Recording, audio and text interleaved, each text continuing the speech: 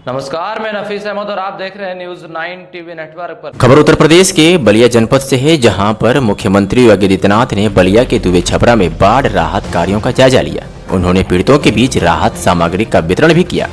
Dubey Chhapra ring बंधा टूटने के बाद पहुंचे मुख्यमंत्री ने पूरे बाढ़ प्रभावित क्षेत्र का हवाई सर्वेक्षण किया। उन्होंने अधिकारियों को निर्देश दिया कि पीड़ितों को पर्याप्त राहत सामग्री का वितरण किए जाने के साथ ताज़ा भोजन और स्वच्छ पेयजल की भी व्यवस्था सुनिश्चित कराएं।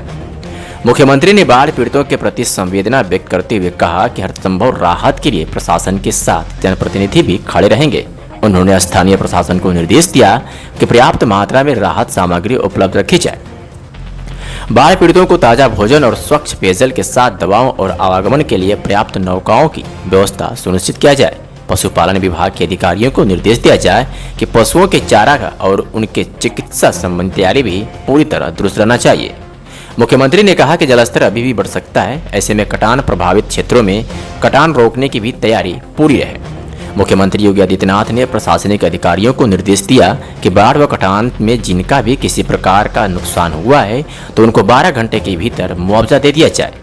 इसमें तनिक भी लापरवाही नहीं होनी चाहिए। उन्होंने कहा कि राहत कार्य के लिए धन की कोई कमी नहीं है, सभी जनपदों में पर्याप्त धनराशि पहले से ही दी जा चुकी है।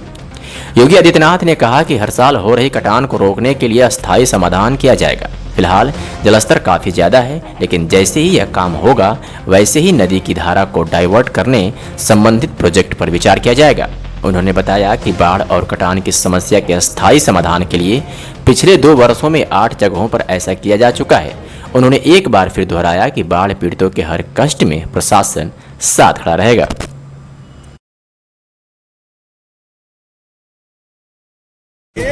आदरणीय प्रधानमंत्री जी का जन्मदिन है। सेवा सत्कार दिवस के रूप में पार्टी इस दिवस को मना रही है।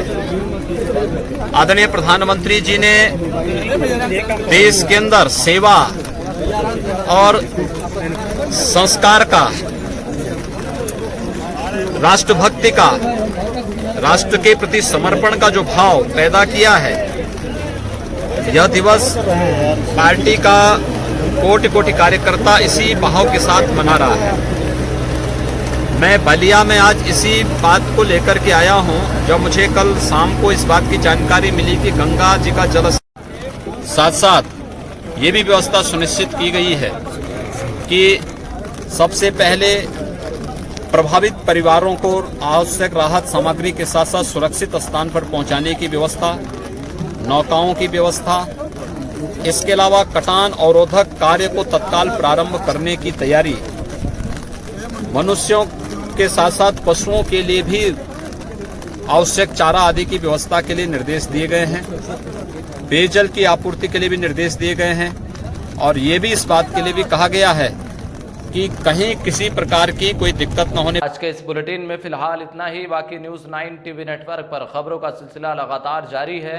आप देखते रहें न्यूज 9 टीवी नेटवर्क। अब चाहेंगे इजाजत। नमस्कार।